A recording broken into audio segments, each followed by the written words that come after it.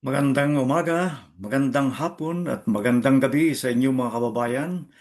Saan man kayo naroroon, kumusta kayong lahat? Naway pagpalain kayo ng poong may kapal. Ngayon, tingnan po natin itong si Senator Jinggoy Estrada. Dahil ito'y ang kaso niyang plunder ngayon ay pangatlong kaso na po ito. Dahil yung una niyang kaso ay ito'y dahil doon sa witting, sa plunder case din, subalit siya ay na-acquit at ang nakulong ay ang kanyang daddy na yung dating former president na si Joseph Estrada. Kaya yon, si Joseph Estrada ay siya ang nakulong at siya ay ligtas. At yung pangalawa naman ay ito'y sa PDAP scam naman ito. Siya po ay nakulong subalit nakawala din, nakaligtas din uli, na-acquit din uli. At ito ang pangatlo. Itong pangatlong plunder case niya ay nasa Sandigan Bayan na at aywan natin, parang baka makaligtas pa rin ito dahil parang madulas ito, parang palos eh. Naway naman sana mapatunayang walang sala. Dahil ayaw naman nating makulong ang isang tao na walang kasalanan. Subalit, pag may kasalanan, ay naway managot sa batas. Dahil naman ang batas dapat ay pantay-pantay, mahirap man umayaman, may pera man o wala.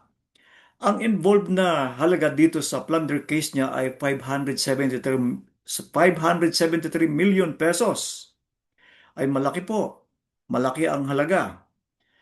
Ang threshold ng plunder case ay 50 million pesos. Ito'y napakalaki. Napakalaki na ng halagang ito. Lalo na sa isang pangkaraniwang tao, ito ay labis-labis na napakalaking halaga. Kaya aywan natin kung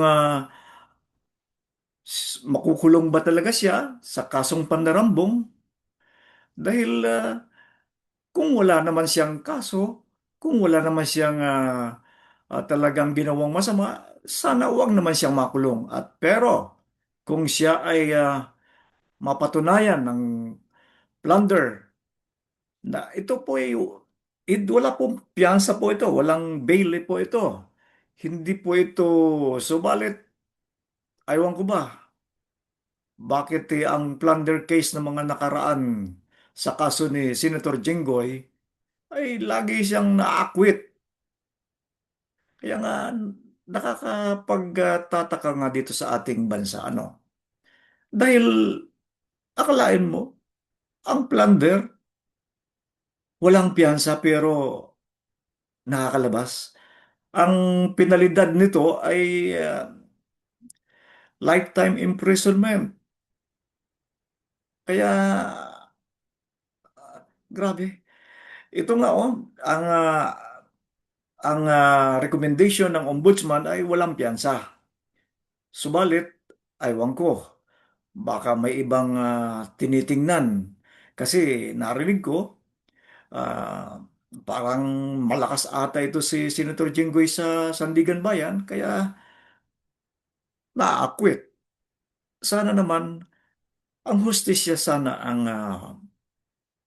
manaig dito sa kasong ito. At kahit kanino mang akusado, dapat hustisya po. Dahil kung ang hustisya ay hindi pantay-pantay, ano pa? Ano pa ang silbi ng mga justices natin? Kung kayo ay may tinitingnan o may kinikilingan o aywan ko kung ano ang dahilan kung bakit may mga tingnan mo na lang ay yung mga nakaraang kaso nung panahon, nagawa-gawa. Naghihirap sa kulungan ang tao na wala namang kasalanan. Kaya naway sana manaig ang katotohanan dito sa kaso ni Senador Jenggoy Estrada. Ito nga, si Senator ah, Bong Revilla, para bagang nananaginip na ata sa kulungan. Kasi parang may yumayakap sa kanyang kaluluwa. Ewan ko kung sino ito. Naway hindi naman magkakatotoo na sila ay magkasama sa kulungan. Dahil kawawa naman. Sana kung talagang walang sala, pakawalan. At kung may sala, ikulong. Dahil iyan ang batas. Iyan ang hustisya. Dahil paano pa? Kayo ay gumagawa ng batas, pagkatapos kayo naman may malilibre sa batas. Sana naman pantay-pantay tayong lahat. Okay po, mga kababayan, hanggang dito na lang ah, ang aking pagbablog na ito at naway pagpalain kayong lahat ng puong may kapal. Maraming salamat sa inyong pakikinig at panonood.